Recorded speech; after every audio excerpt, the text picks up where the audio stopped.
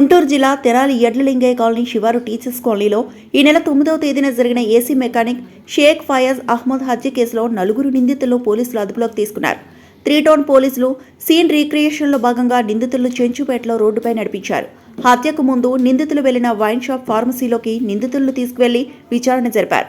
మొత్తం హత్య కేసులో 6 నిందితులు ఉన్నట్లు ప్రాథమికంగా గుర్తించడం జరిగిందని సీఏ సాంబశివరావు తెలిపారు. 4 అదుపులోకి తీసుకుని ఆదివారం కోర్టులో హాజరుపరుస్తామని చెప్పారు. అసాంఘిక కార్యకలాపాలకు పాల్పడే వారిని ఎట్టి పరిస్థితుల్లో ఉపేక్షించేదే లేదని ఆయన స్పష్టం చేశారు.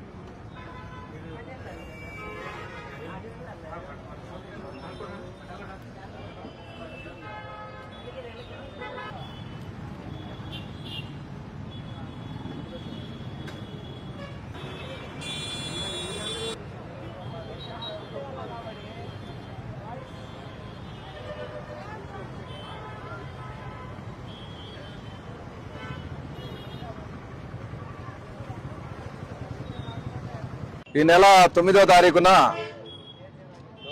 నందులపేట ఏరియాకు చెందినటువంటి షేక్ ఫయాజ్ అహ్మద్ 52 సంవత్సరాల వయసు కలిగినటువంటి ఒక వ్యక్తిని అతి దారుణంగా టీచర్స్ కాలనీలో హత్య గావించడం అనేది జరిగింది. దానికి సంబంధించి దర్యాప్తులో భాగంగా మొత్తం 6 ముద్దాల్ని గుర్తించడం అనేది జరిగింది. అందులో మాకు రాబోయిన సమాచారం మేరకు ఈరోజు మొత్తం 5 ముద్దాయిలు ఇంక్లూడింగ్ వాళ్ళ లేడీ కూడా అరెస్ట్ చేయడం అనేది జరిగింది. అందులో భాగంగానే ఇప్పుడు ఇక్కడ గోల్డెన్ వైన్స్ లో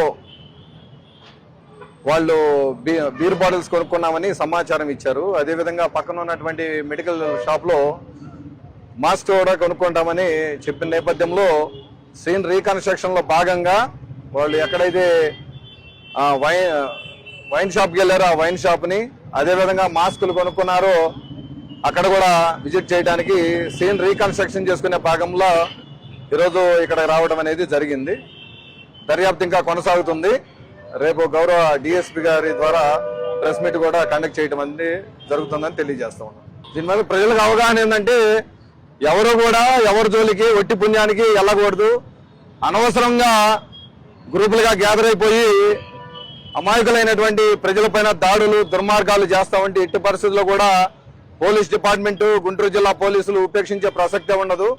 ఎవరికైనా సరే వాళ్ళకి తగిన మోతాదులో కౌన్సిలింగ్ చేసి వాళ్ళ ప్రవర్తన సరయ్యే విధంగా వాళ్ళ భవిష్యత్తులో మళ్ళీ ఇలాంటి నేరాలు చేయకుండా వాళ్ళకి మంచి కౌన్సిలింగ్ ఇచ్చి ఇదే విధంగా మరిప్పుడు కూడా నేరం చేయాలన్న ఆలోచన వాళ్ళ మనసులో లేకుండా చేయాలన్నటువంటి ఉద్దేశంతో సీన్ రీకన్స్ట్రక్షన్ లో భాగంగా వాళ్ళని ఇక్కడ తీసుకురావడం అనేది జరిగింది.